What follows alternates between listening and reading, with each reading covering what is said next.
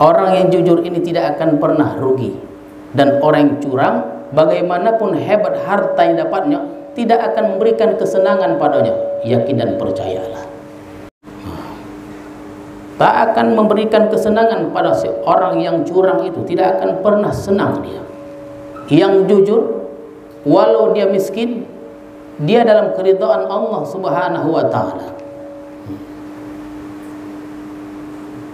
Jadi jujur dan curang, yang kita pilih adalah kejujuran. Banyak riwayat-riwayat orang yang jujur dan semuanya selamat ya dalam keridhaan Allah Subhanahu wa ta'ala.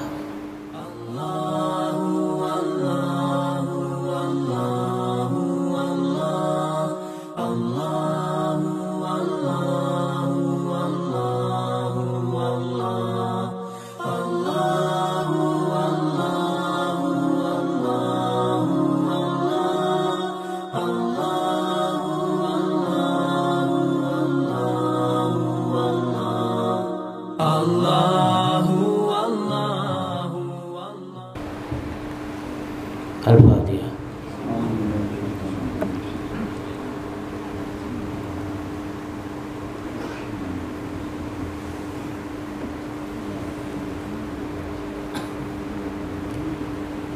Bismillahirrahmanirrahim. Assalamualaikum warahmatullahi wabarakatuh.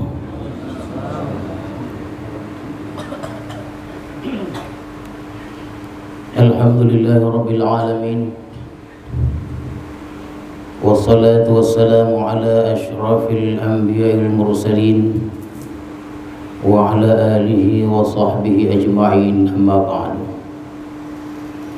Tuan-tuan para khalifah, hadirin hadirat sekalian, alhamdulillah, marilah kita bersyukur kepada Allah Subhanahu wa ta'ala yang telah melimpahkan rahmat dan hidayahnya kepada kita semua, sehingga pada malam hari ini kita dapat melaksanakan salat maghrib berjamaah di madrasah ini. Selawat dan salam kita ucapkan dan kita sampaikan kepada Rasulullah sallallahu alaihi wasallam beserta keluarga, para sahabat dan para pengikut-pengikut beliau. Mudah-mudahan hadirin sekalian kita mendapat syafaat Rasulullah di hari kemudian nanti. Amin ya rabbal alamin.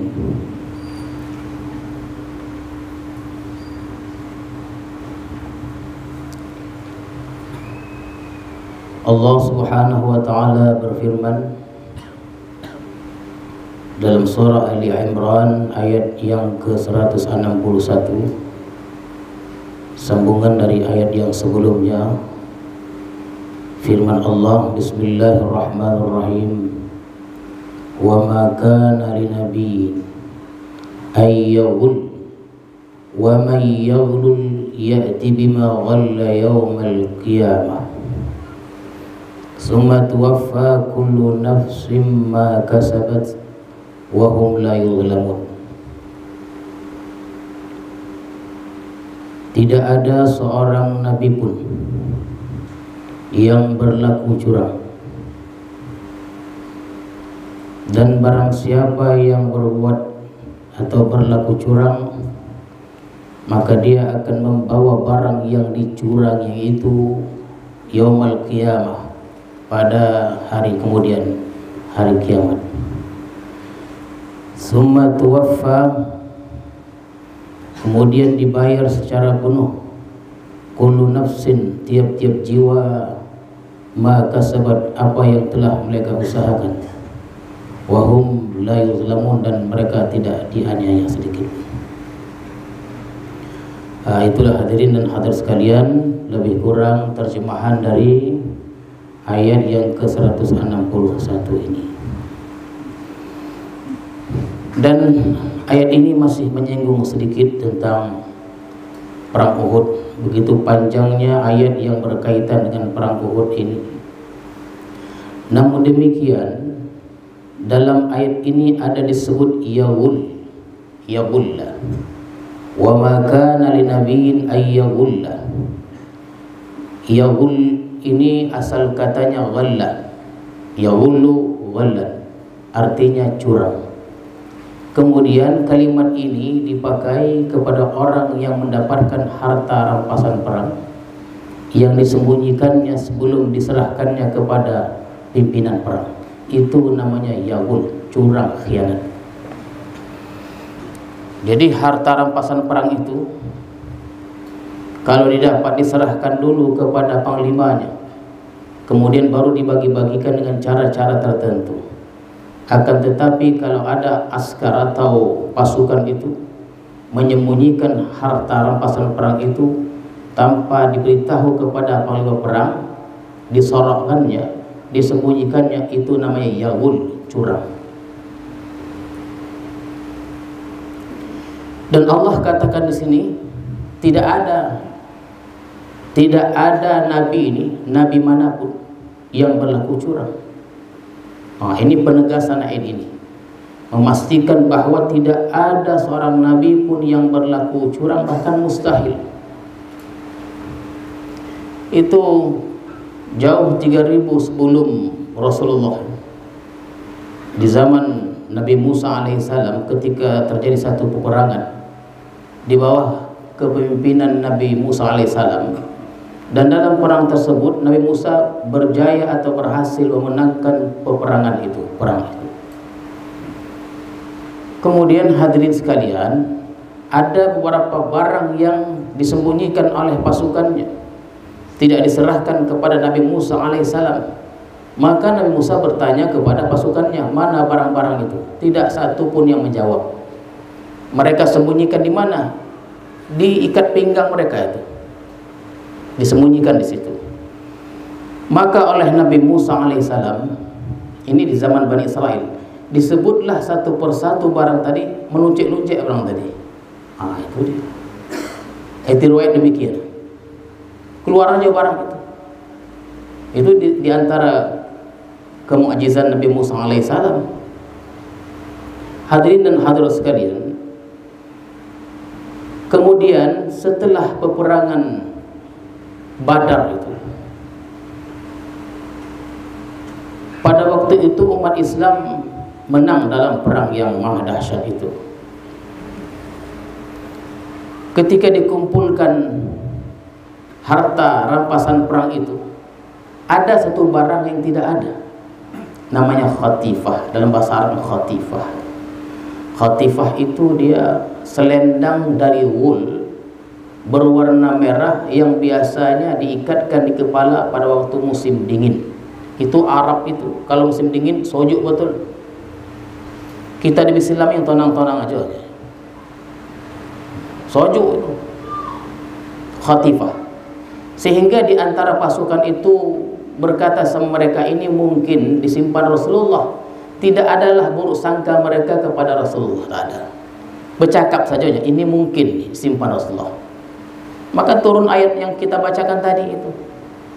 Walaupun berkata demikian, ayat ini menegaskan, wa ma kana linabiyyin ayyahul, tak mungkin nabi itu akan berbuat curang.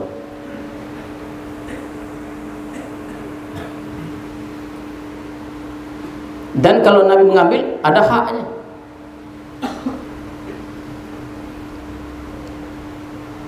Itu ketika 50 orang, ini perang Uhud lagi ini, kita ulang lagi.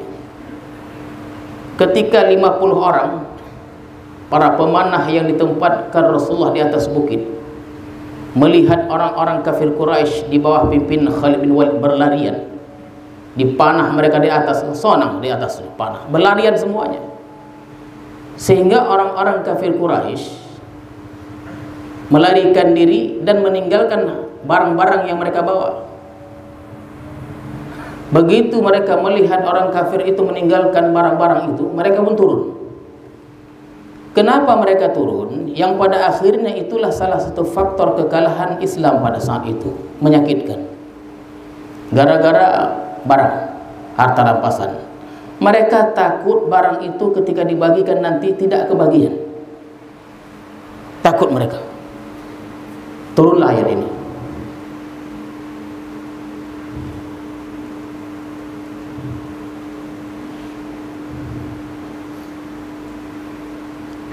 Takut tidak kebagian. Padahal jauh-jauh sebelumnya, hadirin sekalian, itu ada peraturannya, ada undang-undangnya. Entah mereka tidak ingat atau bagaimana, bahwa setiap harta rampasan perang itu, siapapun yang mendapatinya, kumpulkan lu, serahkan kepada panglima perang. Nanti setelah perang baru dibagi-bagikan dengan cara yang adil. Itu kalau kita mengenai harta, makanan, apa saja yang berkaitan dengan inilah. Kalau kita pernah umrah atau haji, itu pun satu masalah juga. Satu masalah pada pihak catering. Catering tukang rantang. Mungkin tuan-tuan serta hadirat sekalian ada pengalaman tentang itu. Makan malam itu biasanya travel itu menyediakan sebelum maghrib. Sementara kalau terlambat datang ke masjid, tak dapat tempat saf depan, atau paling tidak dekatlah dengan Ka'bah itu. Jadi kalau datang awal, mereka kan takut itu, datang awal nanti ke masjid, itu nanti kan belum waktunya makan. Jadi bungkus nasi itu. Takut itu kalau pergi berkumpulan dia.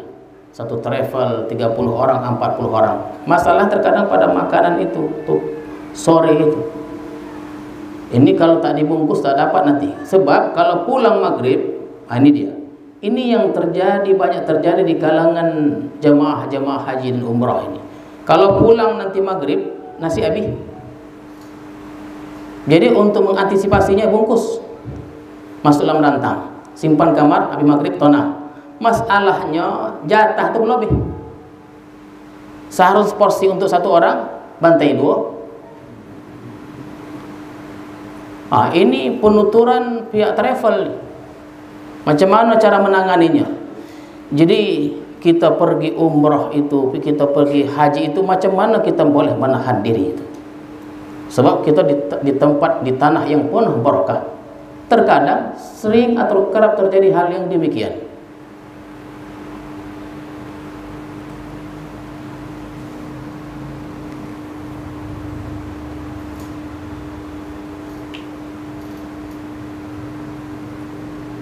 Hadirin dan hadirat sekalian,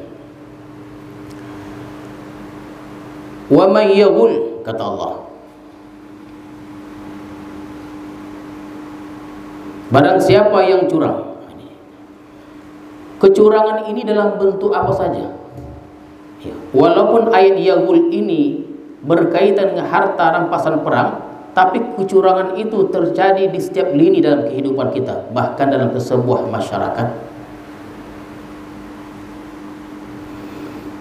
Mari kita contohkan contoh teladan di dalam Islam bagaimana peri kehidupan Rasulullah SAW, kemudian para khalifah dalam merealisasikan, dalam mengamalkan ayat ini. Itu di zaman Umar bin Khattab, ketika beliau menjadi khalifah yang kedua. Beliau melantik Abu Hurairah menjadi petugas zakat, pemungut zakat. Dan Abu Hurairah melaksanakan tugas itu dengan baiknya, dengan adilnya, dengan sopan santunnya. Abu Hurairah, siapa yang tidak kenal? Maka setelah selesai urusan itu, datanglah Abu Hurairah ke hadapan Umar bin Khattab. Di tangannya ada satu barang. Umar bertanya, "Anna laka hadha?" Ini kalimat masyhur. Ya, bahkan bertahun kemudian pertanyaan seperti ini, kalimat seperti diulang oleh orang-orang. Apa dia? Anna laka hadha. Dari mana kau dapat barang kau? Ada dia. Abu Hurairah ini orang biasa. Datang kata Abu Hurairah, ini hadiah dari seorang yang dermawan. Jadi karena Abu Hurairah ini baik dalam memungut zakat, penuh kesopan santunan beliau ini, jadi orang kaya ini memberikan hadiah kepada Abu Hurairah. Ini untuk engkau. Engkau baik. Inilah dia, kata Abu Hurairah. Datang kata Umar, masukkan ke Baitul Mal. Masukkan. Karena atas sebab kulantilah engkau mendapatkan barang itu. Kalau engkau tidak kulanti, engkau tidak mendapatkan hadiah itu. Begitu hati-hatinya Umar nih. Kalau kita jauh itu, kalau enggak lagi dah, ya, jauh. Masukkan ke Baitul Mal. Itu termasuk harta zakat. Kalau engkau tidak kulanti, engkau tidak akan mendapatkan harta itu, barang itu. Masukkan. Patuhlah sama khalifah. Dimasukkan. Dan tidak sakit hati. Namanya sahabat Rasulullah. Sahabat-sahabat Rasulullah ni tak ada yang sakit hati macam gurunya Rasulullah sallallahu alaihi wasallam.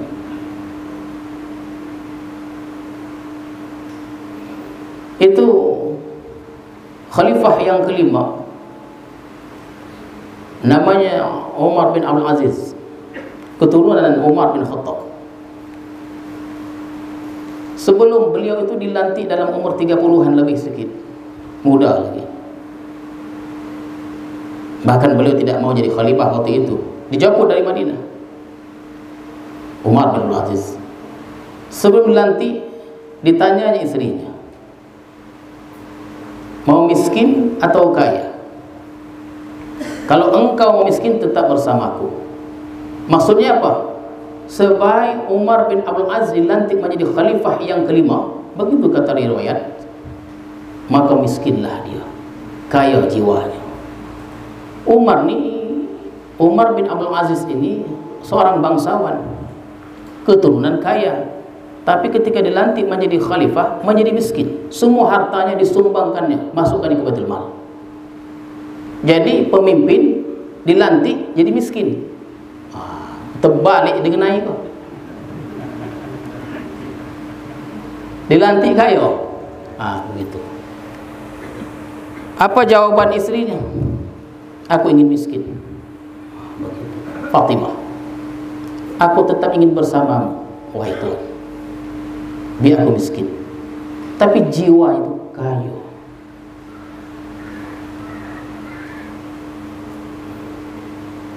Kasus yang sama menimpa anak perempuan Umar bin Abdul Aziz. Suatu hari Umar bin Abdul Aziz ini melihat gelang di tangan anaknya. Ditengoknya. Muncul pertanyaan tadi. Kalau tadi anna laka hadza, ini anna laki hadza. Wahai anakku, dari mana engkau mendapatkan gelang ini? Dari Baitul Mal. Siapa yang ngasihnya? Petugas Baitul Mal itu. Kenapa dikasih? Anak presiden patut mendapatkannya. Bahkan Umar bin Abdul Aziz tidak pernah mengambil barang-barang di situ, tak pernah. Masukkan. Ada satu riwayat yang masyhur, yang cukup terkenal. Suatu malam Umar bin Abdul Aziz ini sedang menulis. Ketika beliau sedang menulis, datanglah tamu ke rumah beliau ini, rumah presiden. Nah, begitu dia kan.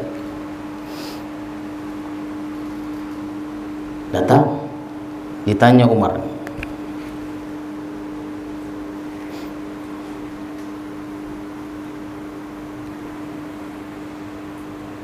untuk urusan apa engkau datang ke rumahku? Urusan negara atau urusan keluarga? Urusan keluarga, Tuan. Mati lampu. Dimatikan Umar bin Abdul Aziz lampu tadi. Tadi beliau menulis ada lampu. Ketika ditanya, untuk urusan apa engkau bicara denganku ini? Urusan keluarga, pribadi, atau urusan negara? Urusan keluarga, tuanku. Dimatikan lampu. Kenapa Tuan matikan lampu? Iyalah, aku ini menulis ini untuk urusan negara. Aku menulis untuk urusan negara. Minyak ini minyak negara. Sedangkan kita bicara tentang keluarga, ku padamkan. Itu dia. Cuba dia buat Islam kau. Gilanya katanya.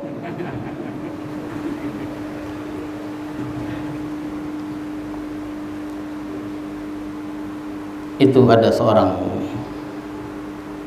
ada ulama itu. Banyak kisah-kisah di Medan itu. seperti Arsyad Talib Lubis itu. Ya, Arsyad Talib Lubis itu dia dikasih, beliau itu pernah dikasih apa, tuan-tuan dan hadirin sekalian, dikasih mobil dinas. Jadi di tengah perjalanan nampak anaknya mau di stopnya mobil tadi, mau menumpang. Ya, kata sang ulama tadi kepada supirnya, teruskan perjalanan ke rumah. Tak mau dia. Sampai di rumah jumpa sama anaknya lagi. Kenapa ayah tidak mau tumpangkan aku untuk bersama pulang ke rumah ini? Iya, itu mobil negara, anak. Tak boleh aku sembarang menumpangkan engkau ke mobil itu. Itu sahabat beliau namanya Syekh Syihabuddin, dan mungkin orang Medan tahu tentang cerita ini. Itu tak teramalkan itu dah. Ayah, para asatidz payah mengamalkannya. Beliau ini kalau mengajar naik beca. Habis ceramah oleh panitia itu, ikut tuan ongkos beca. Sampai di rumah habis dikasih semuanya. Ikut tuan ongkos beca tuan. Banyak duit itu. Cuman kalimatnya ikut tuan ongkos beca. Habis semua duit itu yang dikasih panitia tadi, dikasih sama tukang beca.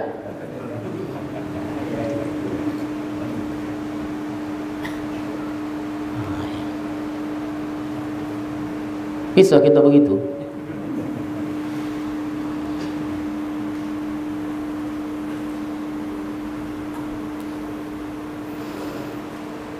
Hadirin dan hadirat sekalian, macam mana Umar bin Abdul Aziz boleh seperti itu? Kan begitu dia. Seorang yang terkenal zuhud, wara', jujur jangan ditanya. Dan banyak cerita-cerita tentang beliau ini, Umar bin Abdul Aziz. Suatu hari Umar bin Khattab keluar malam, dan inilah kebiasaan Umar bin Khattab. Kemudian menyandarlah beliau di salah satu dinding rumah penduduk Madinah itu. Menyandar dia.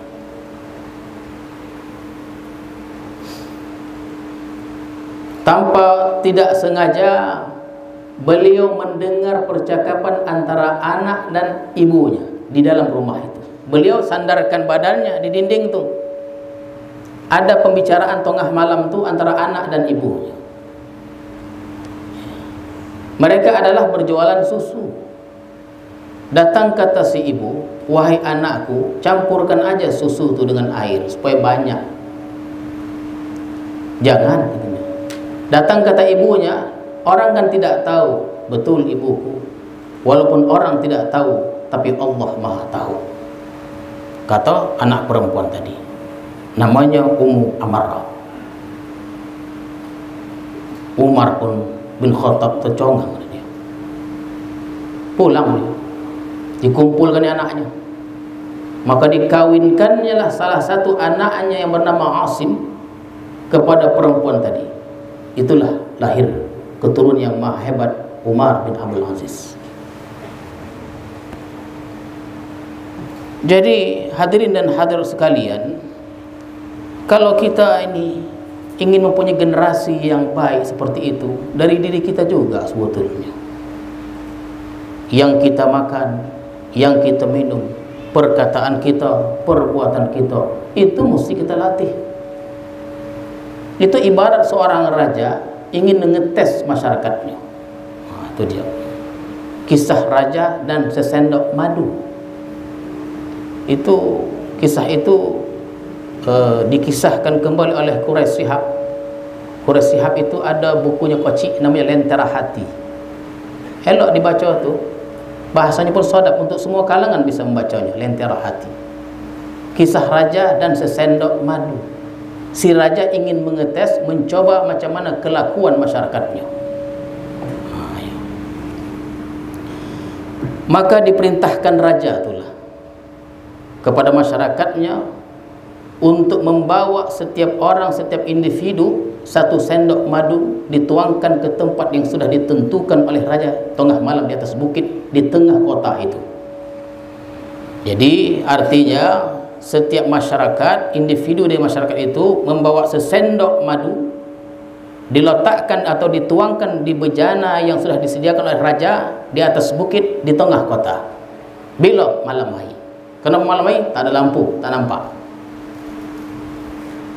Jadi pada hari yang ditentukan itu, kata seorang masyarakat ni, satu sendok aja, bukan banyak, satu sendok. Ku bawa ajalah air. Dia kata dia begitu. Ku bawa ajalah air. Nanti ku tuangkan di bejana itu. Siapa yang tahu? Dunia gelap, orang tidak nampak. Bahkan kalau ku tuangkan air sesendok, semua masyarakat itu menuangkan madu.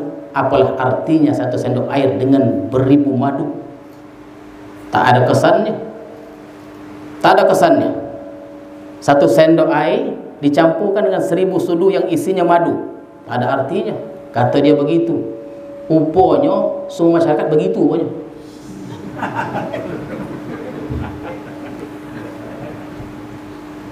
Bawalah. Disangkain dia aja. Bawalah. Dituangkanlah masing-masing. Besok dicek raja, air semuanya. Itulah dia. Jadi nilai kejujuran itu sangatlah penting dia.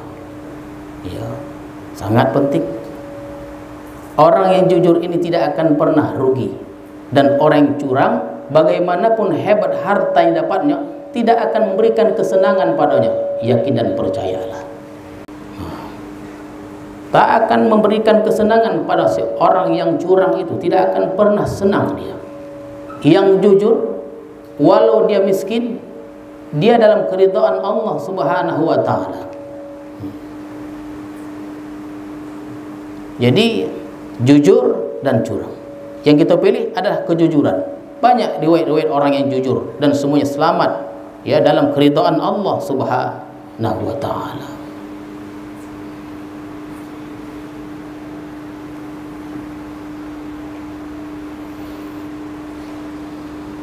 Samalah yang cerita perang Uhud tadi. Ditengok orang tu, itu bukan pula ini tentang kerakusan. Takut tak dapat, jangan. Itu dia. Ya, takut tak dapat. Demikian juga dalam sesebuah masyarakat, kerap kali atau seringkali terjadi hal-hal yang demikian. Dalam bab makan ni masalah juga sebetulnya. Bab makan ni. Kadang-kadang jatah tu sudah pas dah, tapi kalau dibawa but tumpah semuanya. Itu dia. Itulah yang kita didik perlahan, pelan-pelan dalam sebuah masyarakat sehingga kita hidup dengan ketenangan dan kenyamanan. Ya, pasti dapat. Maka kata Allah pula, hadirin sekalian,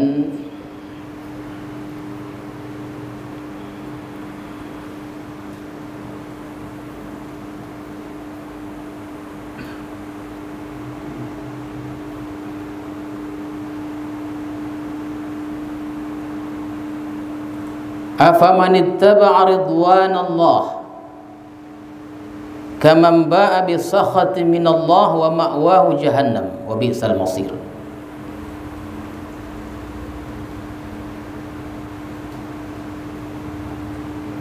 Apakah orang yang menuruti keridhaan Allah itu sama atau serupa dengan orang yang pulang dengan kemurkaan Allah? Jawabannya tidak sama. Wa ma'wahu jahannam, tempatnya neraka jahannam, wa bi'sal masir, itulah seburuk-buruk tempat. Ya. Jadi pertanyaan ini langsung kita jawab. Dan tentu ini sudah ada jawabannya. Adakah sama yang jujur yang curang? Tidak sama. Dan dia ada tingkatan-tingkatannya. Dalam bentuk apa saja? Dalam bentuk apa saja? Contohnya korupsi sekarang nih, korupsi ini. Korupsi dari zaman dulu, di zaman Romawi sudah ada nih, korupsi ini. Zaman Romawi. Teringat saya dulu mengajar, ada salah satu subjek yang saya ajar itu dalam bahasa Melayu, pentadbiran dan pengurusan dakwah. Pentadbiran dan pengurusan dakwah. Dan korupsi itu sudah wujud dia zaman Romawi. Dan sampai sekarang ini. Dan korupsi ini dia terjadi di semua lini, di tingkat atas, menengah dan bawah, jangan ditanya. Bahkan kalau tidak berbuat demikian, tak sah hidup tu. Bahkan di tingkat bawah pun, hadirin sekalian, di tingkat bawah pun terjadi korupsi. Jadi apa ini korupsi orang-orang tingkat bawah ni? Bukan duit, tapi waktu. Waktu. Seharusnya bekerja, mungkin tingkat bawah ni, bekerja masuk jam 8 atau guru lagi. Guru lagi. Masuk jam 8, peraturan kan begitu. Masuk jam 9, jam 10. Itu di negeri seberang, di negeri seberang itu macam juga tuh. Ya. Terkadang terbuat kita juga. Di sana kan semuanya otomatis. Dengan matanya, dengan tangannya, dengan sistem dan lain-lainnya. Datang 7.50, buat sistem dulu, datang jam 8, keluar. Keluar. Menunjukkan dia sudah datang jam 8 itu. Padahal jam 9, 10 sampai mana dia merayap. Yang tidak ada sistem ini dia.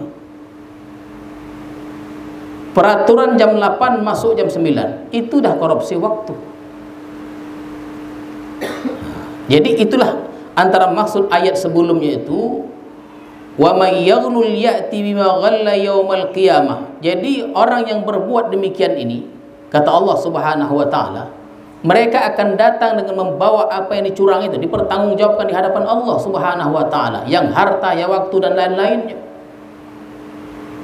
Dan tidak sama di antara jujur dan curang, tak sama dia. Adapun orang yang curang ini, kata Allah, wa ma'wahu jahannam, tempatnya neraka jahannam. Oh tidak, ini bukan main-main. Wa bi'sal masir. Dan itulah seburuk-buruk tempat kediaman.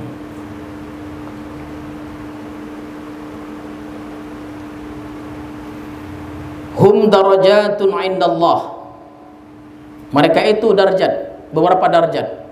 Yang jujur ada tingkatan-tingkatannya. Yang curang tadi ada juga tingkatan-tingkatannya.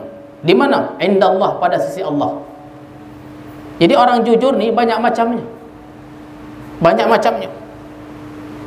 Dan yang curang pula banyak juga tingkatan-tingkatannya. Semuanya, hadirin dan hadirin sekalian, kata Allah pada ayat sebelumnya, summa tuwaffa kullu nafsin, itu semuanya akan dibayar sepenuhnya. Tidak ada yang dizalimi. Kalau dia jujur, ada dia pahalanya. Sejauh mana kejujurannya, ada imbalannya, ada ganjarannya. Sehebat mana perbuatan penipuannya atau kecurangannya, maka setara itu pula akan dibalas oleh Allah Subhanahu wa taala. Itu antara makna hum darajatun indallah wallahu basirum bima ya'malun. Dan Allah itu basir, Allah maha melihat bima ya'malun, apa yang mereka kerjakan.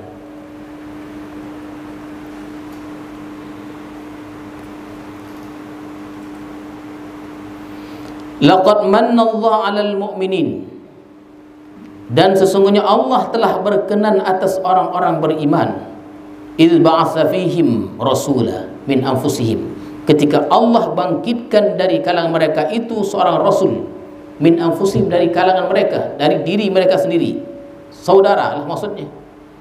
Yatlu alaihim, membacakan atas mereka ayatihi, ayat-ayatnya, wa yuzakkihim, membersihkan mereka, wa yu'allimuhumul kitab wal hikmah, mengajarkan mereka alkitab dan al-hikmah, wa in kanu min qablu la fi dhalalin mubin, yang pada sebelumnya mereka itu adalah dalam kesesatan yang nyata. Ini adalah perkenannya Allah dalam membangkitkan seorang Rasul kepada umat itu.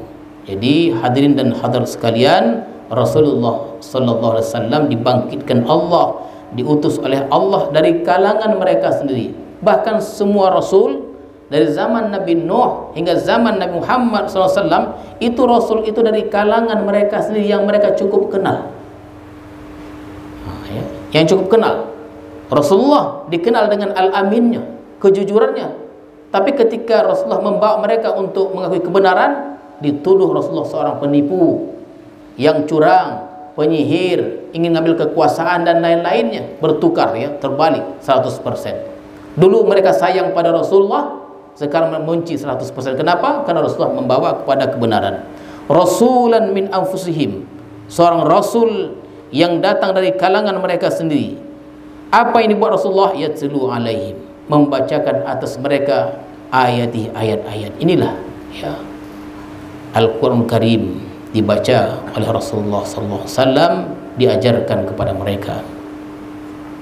Wa yuzakkihim, dan membersihkan mereka dari segala kekhurafatan dan lain-lainnya. Wa yu'allimuhumul kitab wal hikmah, diajarkan, mengajarkan kepada mereka Alkitab ya. Kemudian al-hikmah, wa in kanu min qablu la fi dhalalin mubin, setelah sebelumnya mereka itu adalah kesesatan yang nyata. Jadi patutlah bersyukur bangsa Arab, karena bangsa inilah yang didatangi oleh Rasulullah terlebih dahulu. Mereka sesat, mereka tidak beradab dan lain-lainnya ya, tidak ada budayanya, sehingga menjadi bangsa yang punya peradaban yang tinggi. Itulah negara Arab.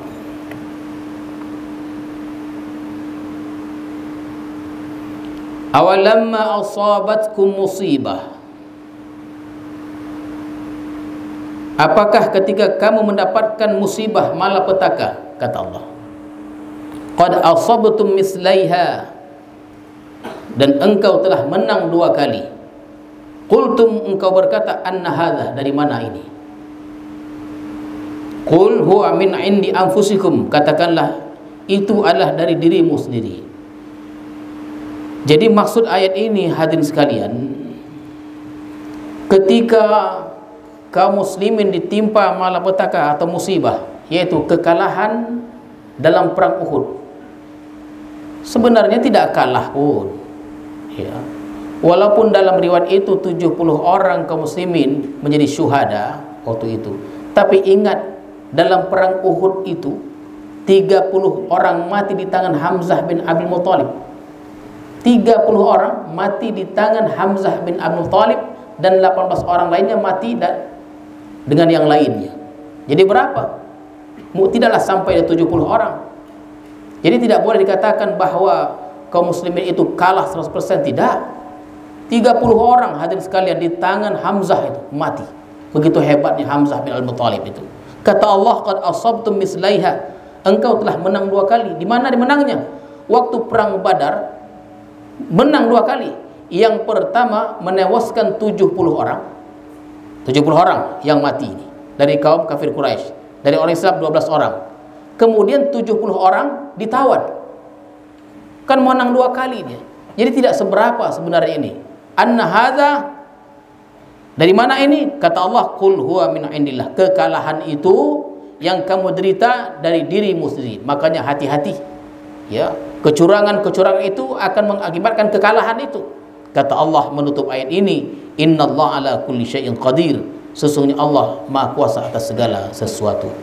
Mudah-mudahan hadirin dan hadirat sekalian, Allah berikan kekuatan kepada kita untuk tetap menyuburkan sifat-sifat yang baik itu ya, sifat kejujuran di tengah-tengah masyarakat. Kita binasakan penyakit yang sangat membahayakan itu, penyakit curang dan lain-lainnya. Mudah-mudahan Allah beri kesehatan, Allah terima segala amal ibadah kita. A'udzubillahi minasyaitonirrajim. Bismillahirrahmanirrahim. Allahumma zidna ilma warzuqna fahma walhiqna bis-salihin. Allahumma ij'al jam'ana hadza jam'an marhuma wa tafarruqana min ba'di tafarruqan ma'suma.